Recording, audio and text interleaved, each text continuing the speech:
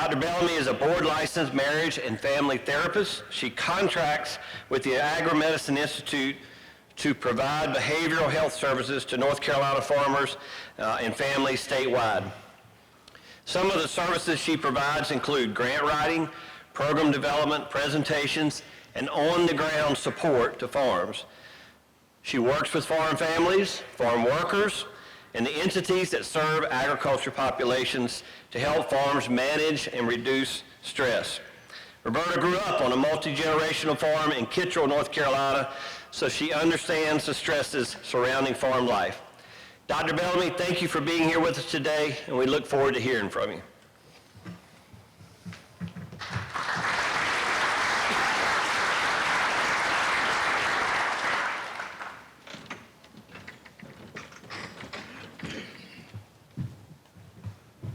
Thank you so much, and I want to say how privileged I feel to have an opportunity to speak with you about this subject this morning. I am from an ag family background. My family was multi-generational farming family, not too far from here. We farmed during the 70s and 80s, during that very tumultuous, stressful time, not too unlike what's going on nowadays. It was during those years, I was a young teenager and young adult. My father became exhibiting some very serious mental health symptoms, which at that time we didn't know, but later were to find out. He would be diagnosed with a diagnosis of schizophrenia and paranoia. And in those days in particular, there was no information about this. So we did not know what he was dealing with. We didn't know what we were dealing with. We knew we were all suffering through this, and we just kept going until that summer. I vividly remember we had a full crop of tobacco in the field, ready to be primed, and he goes into the hospital. And he stays in the hospital for 3 months. And that ended our lifestyle. It was very traumatic.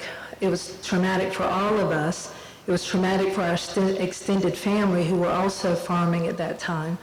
It was traumatic for our community, for the church that we went to, and the school systems we all belonged to. And at that time, even at that young age, and then as I grew older, I kept saying to myself, we, farm families, need information. We need education. We need to understand if we are seeing symptoms, and if stress exacerbates these symptoms, we need to understand how to help ourselves, how to ease the stress around us so that our loved ones are not suffering and we can continue doing what we want to do so badly. We need our communities to understand what we do so that they can support us, and we need to understand how to get that support from our communities. So as I got older, I knew this was my trajectory. This was the career choice. So after raising a family, I went to graduate school and came out with a nice shiny degree in marriage and family therapy. And imagine my surprise when I come out and there are no job postings for a family therapist working with farm families and their farm workers across the state of North Carolina on the farm. And I knew that's where the work was needed, and I knew there was a need for that, but we don't ask for help. We don't know sometimes that we need help. We kind of keep everything to ourselves. And on the other side of that, our clinical programs at the universities, we don't know how to educate our clinicians to work with this culture that is very unique to us. And so it was happening on both sides. And so I knew I needed then to continue on and get a PhD, which my doctorate is in medical family therapy, because that taught me, gave me opportunities to understand how to work with the healthcare community, how to work with the hospitals, how to work with the community health centers, how to work with the community outreach who are serving our farm workers, which North Carolina is so codependent on.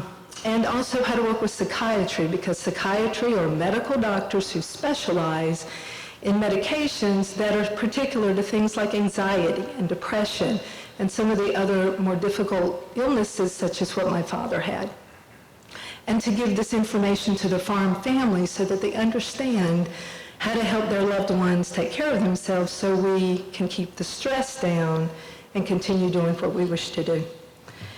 And so while I was working on my PhD, I tended toward the spirit of volunteerism. In other words, I kept showing up on my friends' farms when they were under a lot of stress. They would call me because they knew this is what I did. They would say, Roberta, Mom's got these conditions. She went to the hospital and they said, she thought it was a heart attack, but they said it's something else. Can you help us? And I would go out to the farm and sit in the living room with the family and explain to them about anxiety. It's one of the most simple things we see, or the most, I see more of that than anything else in the farming family. When there's a lot of stress, these symptoms get worse and can be kind of scary until you understand what's actually happening. You're not broken. Your body is acting exactly the way God made it. It understands what you're dealing with is over and beyond, and it kind of helps you deal with that by shutting some things off in the brain. So after explaining that, and then, oh, by the way, here's some tools that can kind of help you manage it, or maybe I can help you get connected to your community health center if you don't have a family physician, or maybe we need to talk about, while you're under a tremendous amount of stress, there could be some medications that would be helpful. And I would get phone calls from these families sometimes, Roberta, I think we got an addiction here. My son is shaking and trembling, and so I show up on the farm and I say, who's your prescribing physician? And quite often the answer is, I don't have one, Roberta. It's just my friend said this helped him with pain and it helped him keep going. And I often hear that. I'm just going to reach for something that helps me keep going because we're in the middle of a very busy season. And so then I have a little conversation about, it's probably the symptoms of, and in this case, anxiety. Let's treat the anxiety with the proper medication so that you can continue to do what you're doing. And I may interact with the family physician or the psychiatry to say, this is a particular culture. Just because it's 5 o'clock in the afternoon does not mean their workday is over. So whatever medication you give them, it cannot produce drowsiness because it's a very dangerous environment. So that's kind of how I work. And I also found myself pulling my colleagues in from graduate school that ended up working in outreach with farm workers. And I would sometimes facilitate some very difficult interactions between the farm family and the farm workers to ease everyone's stress down. And then one of these farm families that I worked so consistently with said, Roberta, what you do is extremely valuable. You should be doing this for other farm families. And at that point, they introduced me to their member organization, and that's how I got connected to the North Carolina Growers Association, and that was 8 years ago. It was a few years after that that I then got connected to the North Carolina Agri-Medicine Institute, where all the support and the resources are. So when I do go out on these calls, I have all of this with me for the benefit of the farm. So what does it look like when I go out on a farm? What does that look like when there's a therapist on the farm? So I was talking to a grower last night. I got connected with him through the North Carolina Growers Association, and he told me yesterday when we were talking, Roberta, because I told him I was going to be here talking in front of you all. I wasn't sure if he was going to be in the audience or not. He said, I've been working with his farm for about 6 weeks now, and he says, given what we all have been through and the work that you've done with us, if it's helpful, please use my story to demonstrate as an example of how you work. And I said, thank you, sir, I will. So the Robert Mangum Farm, located in Harnett County, experienced the death of a worker about 6 weeks ago. This is quite often how I end up getting connected to a farm family. And it just so happened this particular death, we found out in the day or so after the initial call was a suicide. It's an extremely multi-layered difficulty for the healing of a farm. When there is a death in any community, but in the farming community and on a farm, there's a lot of stress that goes around with that. The farm workers, for sure, because they were very good friends in this particular case with this coworker. And the farmer himself, he had worked with these workers for many years. So there was a lot of shock initially. So usually when I get the call from the Growers Association, they will tell me, we've already spoken with the farmer, the grower, we've recommended you, and he has invited you to come to talk with him. And at that point, I usually get on the phone with him, and in this case, he was asking all of those questions. I don't understand why this guy was my friend. He says he was my friend first, then he was my worker. And I was obviously shaken by this event, and then the rest of his workers were also very shaken. And I explained to him who I am and what I did, and we arranged a time that was right for his farm for me to come out and just talk with his workers. And though I speak pretty good Spanish, I have trouble understanding it, so I must always bring someone that I trust, that is culturally competent and bilingual, to assist in that. And that's sort of how that went. And through that conversation, and this was true to other experiences such as this, the ones who initially find the person that is deceased have the most difficult time, very symptomatic. And so giving them education about what they're experiencing, they're having heart palpitations, sweating, shaking.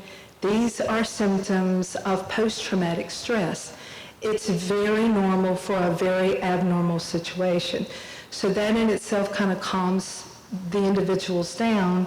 And then we talk about who is right for me to connect you to so you have appropriate follow-up services. And I'll provide that as well. There was also a need to pull in community health outreach, and then some of the individuals needed to actually go to the clinic for follow-up services, and I sort of facilitated that, all along keeping in contact with the farmer and letting him know what was going on. And as often happens in these sorts of cases, there are a lot of individuals or groups that come onto the farm or phone calls, and so that is also very stressful. So I just help the individuals kind of guide them through that. You're going to have a lot of people come out. If you got questions I can help you with, let me know.